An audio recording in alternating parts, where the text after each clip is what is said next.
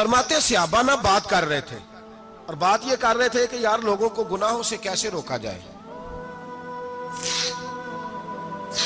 लोगों को गुनाहों से गुफ्तगू सहाबा ये कर रहे थे। अब्दुल्ला इब्ने उमर कहते हैं बैठे थे और ये गुफ्तगू कर रहे थे कि गुनाहों से प्लानिंग जी होती थी, उनकी जो महफिलें होती थी ना बैठ के, वो खुशगपियां नहीं होती थी बल्कि वो तबलीग की, जद्दोजहद की, लोगों को बुराई से मना करने के लिए बैठते थे, उस पर मंसूबा बंदी करते थे, प्लान करते थे, आगे तरतीब देते थे।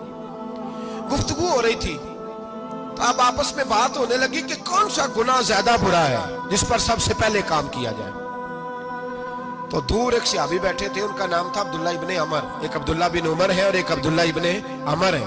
हजरत अब्दुल्ला इब्ने उमर दूर बैठे थे, बड़े समझदार सियाने बारीक बीन आदमी थे। तो हजरत उमर फारूक अपने बेटे से कहने लगे जा अब्दुल्ला इब्ने अमर से पूछ के आ कि सबसे सख्त गुनाह कौन सा है। तवज्जो है मेरे भाइयों, इधर देखिएगा मेरी जानिए, पूछ के आ कि सख्त गुनाह कौन सा है।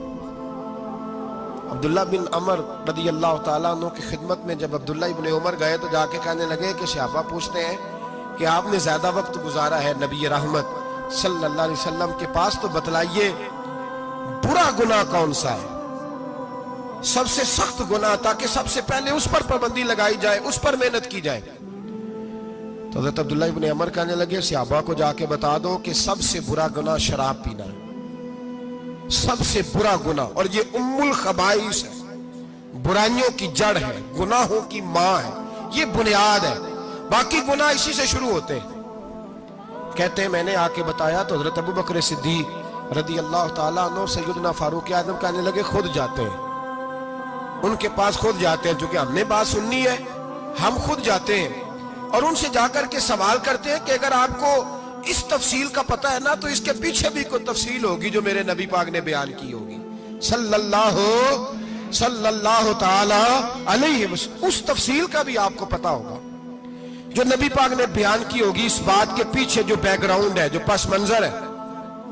फरमाते हैं कि हम उठे, अब्दुल्ला इब्ने अमर के पास गए, उनसे जाके पूछा कि जनाब आपने ये तो फरमाया है शराब उम्मुल खबाइस है, तो इसके पीछे पस मंजर क्या है। तो अब्दुल्ला इब्ने अमर कहने लगे ये मैंने अपने पास से नहीं कहा, ये मैंने नबी पाक से सुना हुआ है।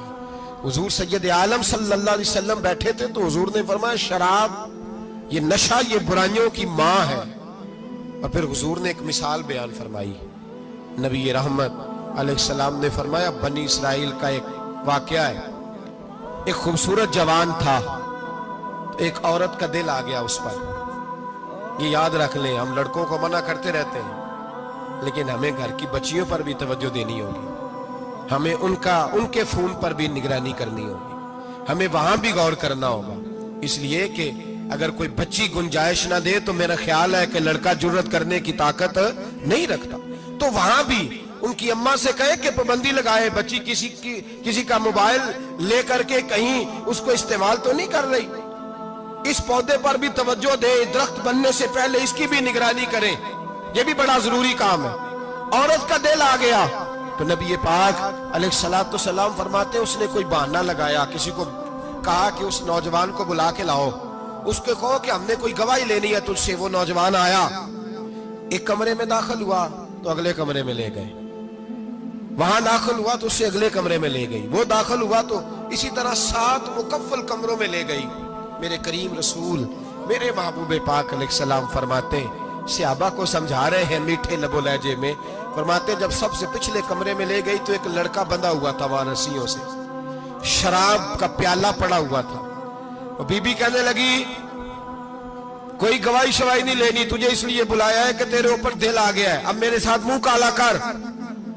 तो वो जवान कहने लगा नहीं, मैंने अपने नफ्स को पाक रखा हुआ है, मेरी नजर भी पाक है, दिल भी पाक है, और उसकी बरकत ये है कि रब ने मेरी रूह को भी पाक रखा हुआ है, तो मैं ये हरकत नहीं कर सकता। पाक लोग पलीत कामों की जानिब तवज्जो नहीं करते, मैं ये हरकत नहीं कर सकता। इकबाल ने अपने बेटे को दुआ दी थी, उसने कहा था हया बाकी नहीं है जमाने की आंख में, खुदा करे कि रहे तेरी जवानी बेदाग, खुदा करे कि रहे तेरी जवानी बेदाग। कहा मेरे साथ मुंह काला कर, उसने कहा मैं नहीं करता। कहने लगी चल फिर इसको कत्ल कर, इसको मैंने बांधा हुआ। उसने कहा मैं कत्ल क्यों करूं, میری کیا دشمنی ہے؟ کہا پھر شراب پیو؟ کہا میں شراب بھی نہیں پیتا. تو وہ کہنے لگی اب تو میں نے تجھے اپنی